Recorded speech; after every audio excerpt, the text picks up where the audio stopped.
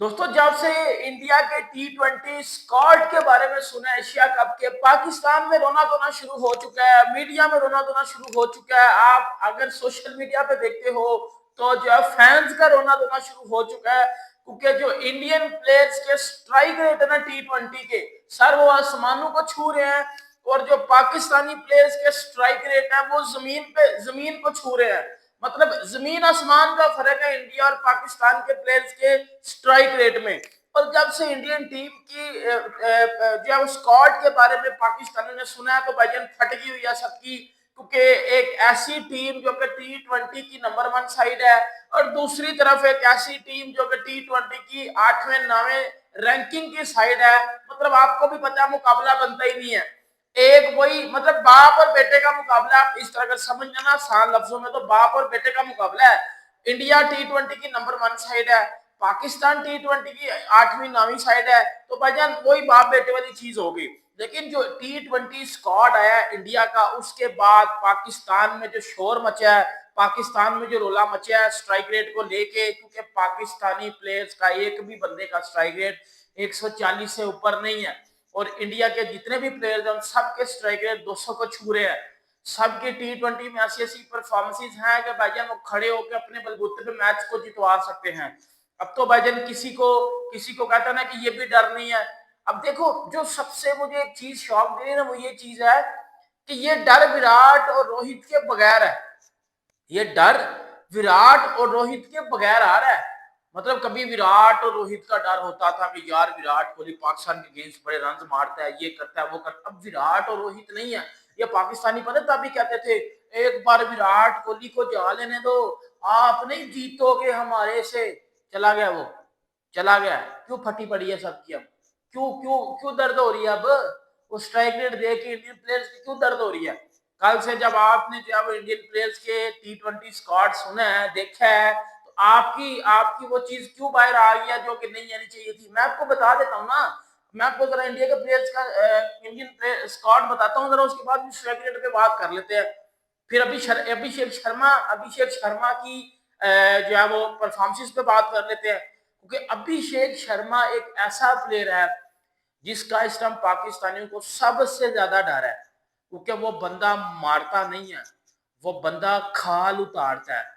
जिस बंदे ने मार्क वुड और जोफ्रा आर्चर की फैंटी लगाई हो ना, वो बंदा फिर सोच लेना, वो बंदा किसी को भी नहीं बख्शेगा।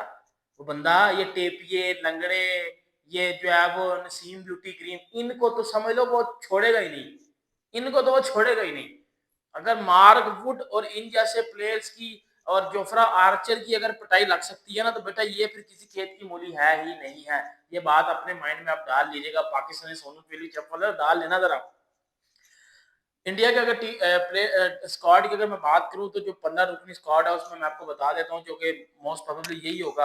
अभिषेक शर्मा, शुभमन गिल, सूर्य कुमार यादव, संजू सैमसन, हार्दिक पांड्या, अय्यर, कुलदीप यादव, वरुण चक्रवर्ती, अक्षर पटेल, मोहम्मद सिराज, अर्शदीप सिंह, रिंकू सिंह, नितेश रेड्डी, हर्षित राणा और तिलक वर्मा।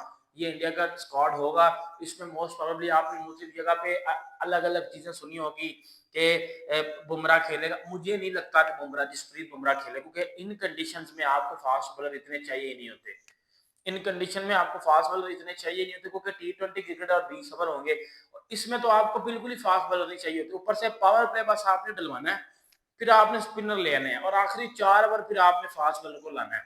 मतलब वो आपने 8 का स्पेल पूरा करना है। उसके बाद आपके वरुण, अक्षर और कुलदीप गेम संभालेंगे, प्लस हार्दिक पांड्या। तो मुझे नहीं लगता कि इस स्क्वाड में जसप्रीत बुमराह को लेके आना चाहिए, उस पर हमें बर्डन डाल देना चाहिए। मुझे नहीं लगता। सही है।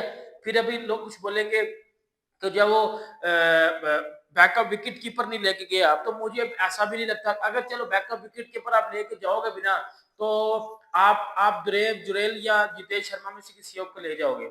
मुझे ऐसा लगता है कि आप जो T20 जिसको कैरी कर रहे हो T20 में, जुरेल तो चलो टेस्ट में चल रहा है, जितेश शर्मा ही भी मुझे लगता है ऐसा हो सकता है। अब जितेश शर्मा को अगर आप लेके जाओगे, जितेश शर्मा को आप किस जगह पे लेके जाओगे? अब तिलक वर्मा, हर्षित राणा, नीतीश रेड्डी, रिंकू सिंह, अब इन 4 में से किसी एक को ड्रॉप करना है। रिंकू नहीं ड्रॉप होगा, तिलक नहीं ड्रॉप होगा। मुझे ऐसा लगता है फिर नीतीश रेड्डी की जगह पे आप जब जुरेल को ले जाओगे, या जितेश शर्मा जो कि आपका एक विकेट कीपर होगा, आप उसको ले जाओगे, ठीक है। ये मुझे कॉम्बिनेशन सेट होता नजर आता है। और देखो यार, ये डर पाकिस्तानियों को बगैर विराट, बगैर रोहित शर्मा, बगैर जसप्रीत बुमराह, बगैर जड्डू के लग रहा है। और मतलब एक टाइम पे हम पाकिस्तानी कहते थे ओ यार विराट कोहली को बाहर जाने दो, हम देखने इंडिया को हरा देंगे। सर विराट कोहली नहीं है, अभी क्यों फटी पड़ी है, अभी क्यों नहीं समझ आ रहा है कि हम तो पहले जाएंगे, हम तो इस यंग साइड से पहले जाएंगे। और देखो जिस जिस अभिषेक शर्मा की मैं बात कर रहा हूँ ना, जिस संजू सैमसन की मैं बात कर रहा हूँ, संजू सैमसन ने T20 में जाके ना साउथ अफ्रीका की मोस्ट डिफिकल्ट पिचेस पे जाके 2 इनिंग्स में 200 मारे हुए हैं। तिलक वर्मा ने साउथ अफ्रीका में जाके 200 मारे हुए हैं। अभिषेक शर्मा ने जो है वो याद होगा, अभिषेक शर्मा ने वो इंग्लैंड वाले T20 में मार्क वुड और जोफ्रा आर्चर को मार मार के उनका क्या पतासा निकाला था, उनका छनकना, घंटा बाजा सब कुछ ही बजा दिया था अभिषेक शर्मा ने। आप सबको याद होगा, मुझे बताने की जरूरत नहीं है, लेकिन ये कुछ जो घंटे और छनकने के फैंस है ना, मैं इनको ये चीज बताना चाह रहा हूँ, ठीक है। अब स्ट्राइक रेट पे आ जाते हैं, अब आ जाते हैं स्ट्राइक रेट पे। भजन स्ट्राइक रेट अगर इंडियन प्लेयर्स की अगर मैं बात करूँ ना, तो यकीन करो T20 क्रिकेट की जो कहते हैं ना कि एक मेरिट लिस्ट होनी चाहिए ना, और उसमें अगर ऊपर के नामों पे आपको प्लेयर्स नजर आएंगे तो आपको इंडिया के प्लेयर्स नजर आएंगे। इतना तगड़ा और इतना मैरिड पे T20 का स्ट्राइक रेट है उनका।